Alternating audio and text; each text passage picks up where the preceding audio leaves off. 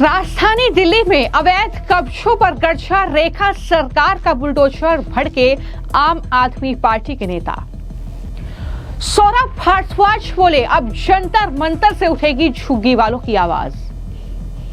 सौरभ भारद्वाज ने झुग्गी वासियों को भड़काया, कहा कोर्ट के ऑर्डर की आड़ में झुग्गी नहीं उजाड़ सकती सरकार।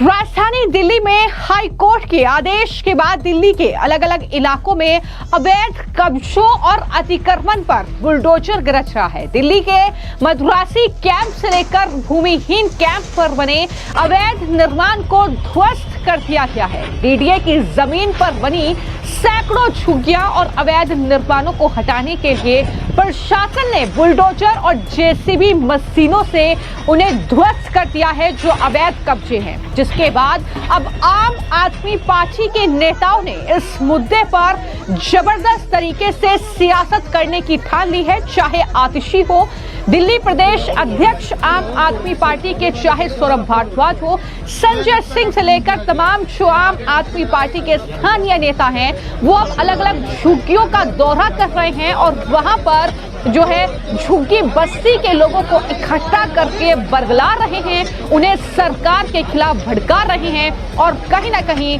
अपनी सियासी रोटियां सेकने के लिए अब झुग्गी वासियों के कंधे पर बंदूक रखकर चलाने की कोशिश आम आदमी पार्टी के जरिए की जा रही है।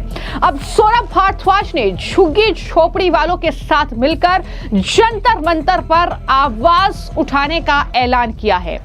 सीएम रेखा गुप्ता के द्वारा कोर्ट के आदेश होने वाली बात कहने पर भी आम आदमी पार्टी के नेता मुख्यमंत्री रेखा गुप्ता पर हमला बोल रहे हैं, लेकिन वहीं पर अब सौरभ भारद्वाज ने ऐलान करते हुए यह कहा कि दिल्ली के तमाम गरीब झुग्गी वालों ने यह फैसला किया है कि 29 जून को सुबह 10 बजे जंतर मंतर पर अपनी आवाज उठाएंगे और बीजेपी केंद्र सरकार की सच्चाई को पूरे देश के सामने लाएंगे।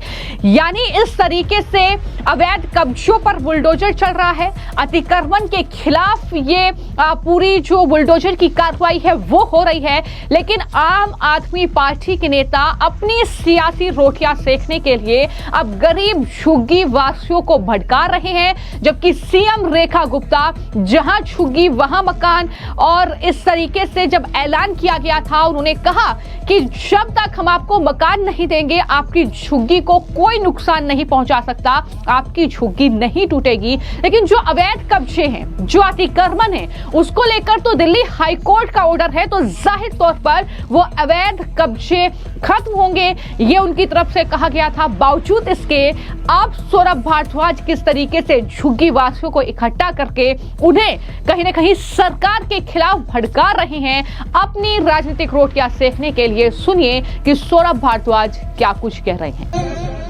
चद्दर यहां तक ओढ़ के बोले, दोस्तों आज मैं इस झुग्गी में हूं, अब मैं सोने वाली हूं। यूट्यूब पे, फेसबुक पे चला दिया और फिर घर चली गई अपने कोठी रात को 11 बजे और सुबह 5 बजे दोबारा आ गई, फिर उस बिस्तर पे बैठ गई और फेसबुक ऑन करके बोला, दोस्तों बहुत अच्छी झुग्गी में रहने का अलग ही मजा। ऐसे झूठे लोग, ये मुझे झुग्गी वालों ने बताया कि ये नाटक करने के लिए भी एक रात को झुग्गी में नहीं सो सकते, क्योंकि इनको आदत नहीं है। नाटक करने के लिए भी सिर्फ ये सोते हुए दिखे और जागते हुए दिखे, बीच में भाग गए और हमारे लोगों को बेवकूफ बनाया। 2500 रुपए देंगे, जहां झुग्गी है पहले मोदी जी वहां पे मकान देंगे, मकानों की चाबियां देंगे, फिर झुग्गी उजाड़ी जाएगी। हर जगह कार्ड बांट दिए, जहां झुग्गी वहां मकान। जहां मद्रासी कैंप में गया वहां सबके पास कार्ड है, सब औरतों के पास कार्ड है, उनका नाम लिखा हुआ है, झुग्गी का नंबर लिखा हुआ है जहां झुग्गी वहां मकान। मोदी जी का वादा, मोदी जी की गारंटी, और किसी को कुछ नहीं दिया। अब वक्त है हम सबको एक होने। अब यह नहीं सोचना कि मैं अपनी दिहाड़ी क्यों खराब करूं, मुझे तो जाना है। अब अगर हम नहीं एक हुए तो सब भगाए जाएंगे, एक एक करके सब भगाए जाएंगे। इसलिए एक होना है और एक होकर आवाज उठानी है। याद है किसानों ने धरना दिया था दिल्ली के बॉर्डर पे, 1.5 साल किसान बैठा रहा, पंजाब का, हरियाणा का।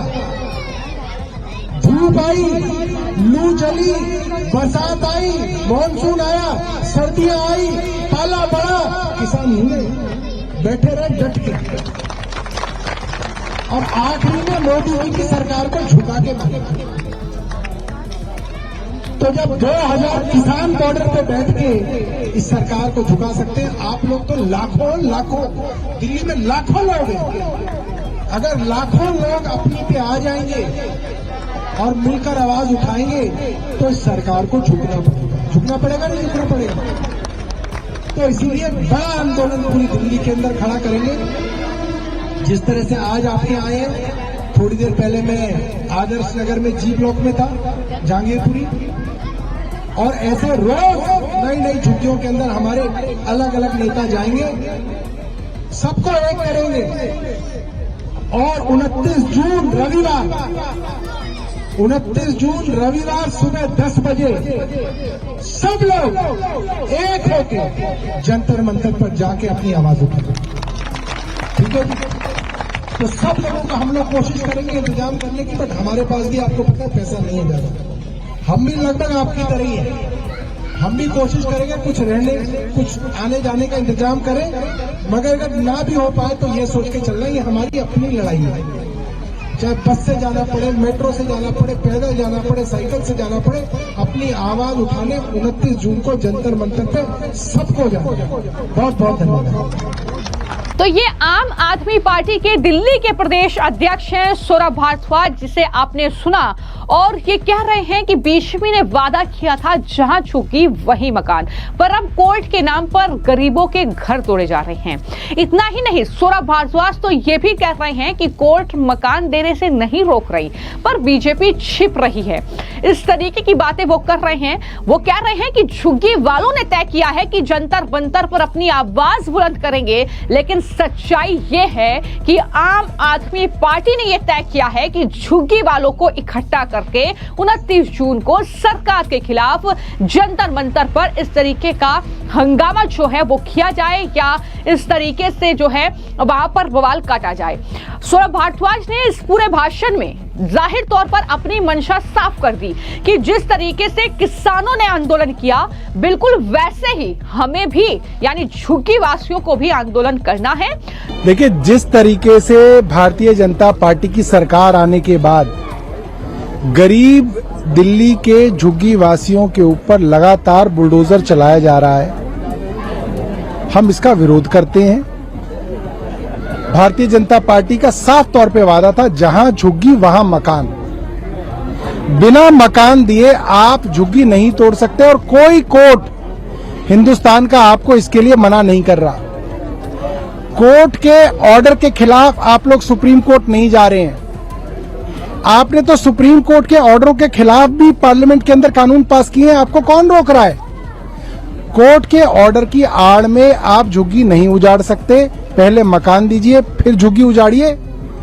और दिल्ली की तमाम झुग्गी वालों ने, गरीब लोगों ने ये फैसला किया है कि 29 जून को सुबह 10 बजे जंतर मंतर पे हम सब लोग अपनी आवाज उठाएंगे और केंद्र सरकार की और भारतीय जनता पार्टी की सरकार की सच्चाई पूरे देश में बताएंगे। झुग्गी वासियों की संख्या तो किसानों से भी ज्यादा है, यह भी सौरभ भारद्वाज के जरिए कहा गया। और इस तरीके से आपको जंतर मंतर पर पहुंचना है, हम आपके लिए तमाम प्रबंध करेंगे। अगर प्रबंध नहीं भी हो पाए तो आप मेट्रो से, बसेस से, आप अपने साधन से वहां पर पहुंच जाना। इस तरीके की बातें भी सौरभ भारद्वाज के जरिए कही गई, और ये झुग्गी वासियों को उनके ऊपर बुलडोजर चलाया जा रहा है, इस तरीके से वो भड़काते हुए नजर आए। तो ये तस्वीर लगातार देखने को मिल रही है। सौरभ भारद्वाज क्या, आतिशी और संजय सिंह जैसे नेता भी लगातार ये कह रहे हैं कि अगर दिल्ली हाई कोर्ट ने झुग्गी तोड़ने का आदेश दिया है, अगर इस तरीके का ये आदेश दिया है, तो इसके खिलाफ रेखा गुप्ता सरकार सुप्रीम कोर्ट क्यों नहीं जा रही है? ये भी उनकी तरफ से सवाल उठाए गए हैं। लेकिन जैसा कि मैंने कहा कि दिल्ली हाई कोर्ट ने जो अवैध कब्जे करके, अतिक्रमण करके झुग्गियां बनाई गई हैं अलग अलग जगहों पर, उन पर पर जाहिर तौर पर बुलडोजर की कार्रवाई करने का आदेश दिया, जिसके बाद डीडीए ने बाकायदा नोटिस चस्पा किया और नोटिस चस्पा करने के बाद उन्हें वक्त दिया गया वो झुग्गी खाली करने के लिए, वो जगह खाली करने के लिए। और उसके बाद ये जो कहीं ना कहीं बुलडोजर की कार्रवाई है, वो चाहे कालकाजी का इलाका हो, फिर चाहे वो मद्रासी कैंप हो, वहां पर इस तरीके से ये बुलडोजर की कार्रवाई हुई है। आतिशी, जिसे डिटेन भी किया गया था जब ये कार्रवाई हो रही थी, वो वहां पर पहुंची और इस तरीके से हंगामा काटा तो आतिशी को हिरासत में लिया गया। लेकिन हिरासत से छूटने के बाद आतिशी भी लगातार सरकार पर हमला बोल रही है और मुख्यमंत्री रेखा गुप्ता को घेर रही है। एक बार फिर से उन्होंने पोस्ट किया और कहा कि बीजेपी का असली चेहरा यही है, गरीबों से वोट लेकर फिर उन्हें ही बेघर कर देना। और सुबह 5 बजे बुलडोजर लेकर भूमिहीन कैंप पहुंच जाती है बीजेपी सरकार। ये गरीबों के आशियाने उजाड़े जा रहे हैं, इस तरीके की बातें लगातार वो कर रही हैं। लेकिन बीजेपी ने साफ किया है, बार बार कहा है कि दरअसल ये जो एक्शन है ये हाई कोर्ट के आदेश के बाद हुआ है और हमने जो वादा किया था हम अपने वादे पर अड़िग है। किसी भी झुग्गी को कोई नुकसान नहीं पहुंचेगा। जो कि जिन्हें मकान मिलने चाहिए उन्हें मकान मिलेंगे, लेकिन अवैध कब्जा और अतिक्रमण पर भी किसी तरह की कोई कोताही नहीं बरती जाएगी। ये भी साफ तौर पर बीजेपी के नेताओं के जरिए कहा गया है। फिलहाल आपकी इस पूरे मामले को लेकर क्या राय है, हमें कमेंट बॉक्स में जरूर लिखिए। धन्यवाद।